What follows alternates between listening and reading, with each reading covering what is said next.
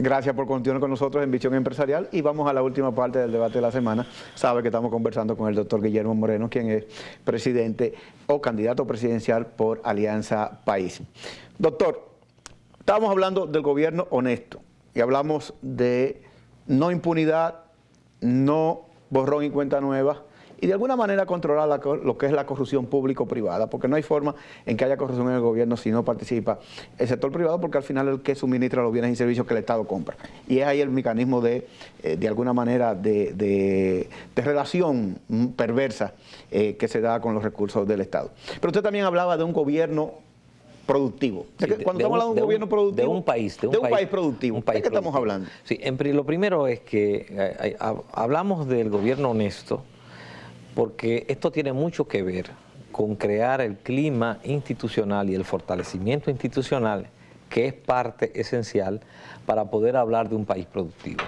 Porque un país donde hay corrupción, no hay condiciones ni ambiente para la inversión, ni para la producción, porque hay competencia desleal y hay entonces privilegios que se propician desde el Estado.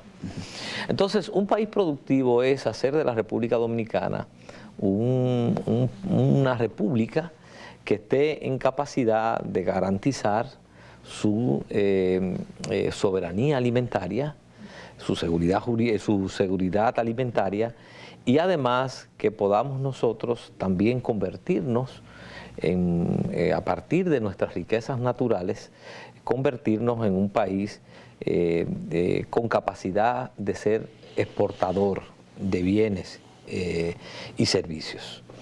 Nosotros centramos esta visión en la idea de que el sector agropecuario debe ser el motor de ese país productivo, sin descuidar la manufactura y al mismo tiempo diversificando la propuesta turística o el turismo. Entonces, nosotros necesitamos que la República Dominicana dé el salto y cambie el modelo económico que tenemos actualmente, en el cual nos hemos convertido en un país que importa, se ha hecho dependiente de importación de mercancías, muchas de las cuales podemos producir. ¿Cuál es la mayor riqueza que tiene la República Dominicana? En primer lugar, su gente, pero en segundo lugar, sus tierras, sus aguas y nuestro clima. Sí, pero cuando usted habla de su gente, yo tengo algunas dudas, porque debíamos estar hablando de gente productiva, desde el punto de vista productivo, pero una población que tiene tan altos niveles de analfabetismo, por un lado. Sí, de eso podemos tocarlo, pero lo que quiero decir es que la mayor riqueza de cualquier país, y la República Dominicana no es la excepción, es primero los seres humanos.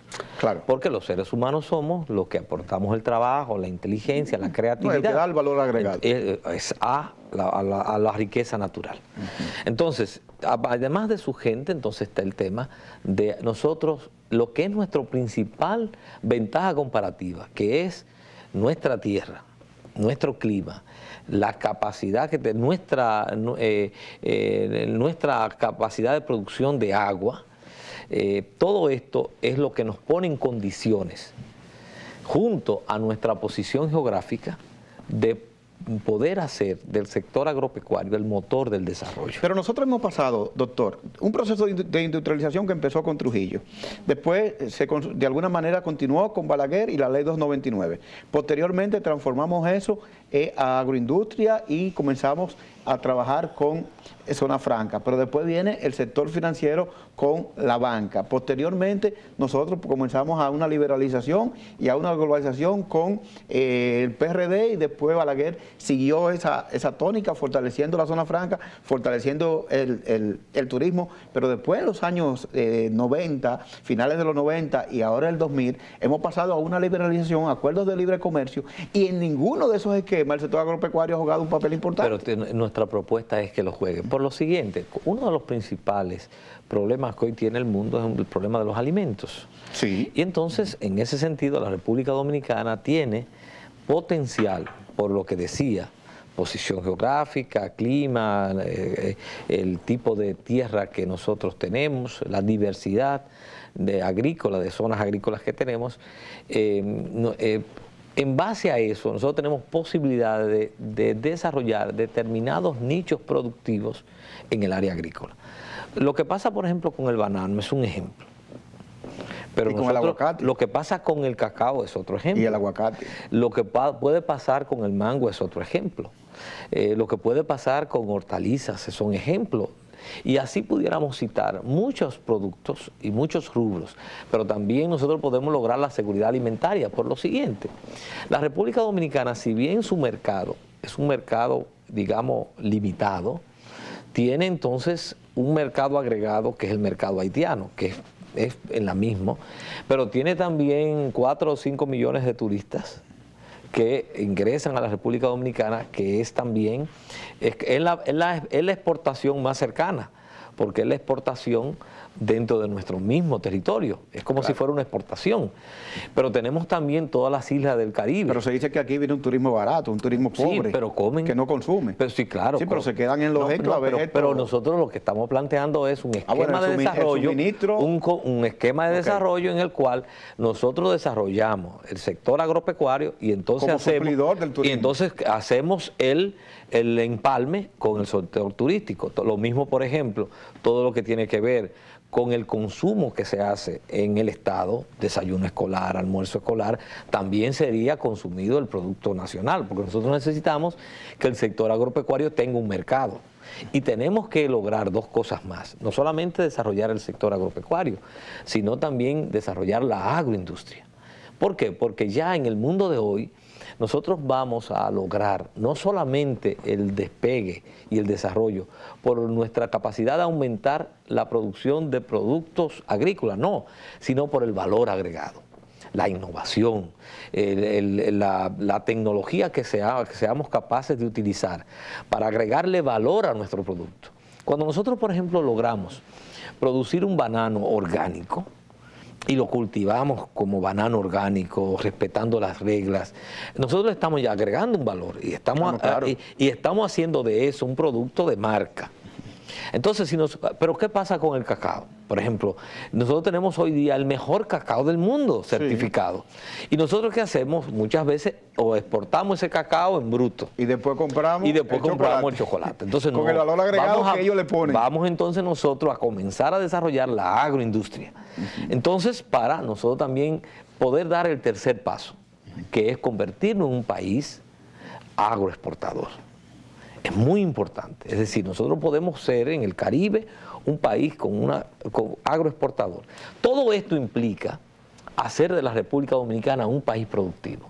E implica cambiar este modelo en el cual hemos dejado de ser un país productivo. Pero ahí hay dos problemas, doctor. Nosotros tenemos la información en un estudio de Pareto, de Rolando Guzmán, que planteaba que el 44% de la población de la República Dominicana tiene ingresos medios y esos ingresos medios no llegan a $700 mensuales más o menos, lo que quiere decir que tenemos una baja capacidad de compra, una baja capacidad de consumo, pero por otro lado nosotros somos un país catalogado como un país caro.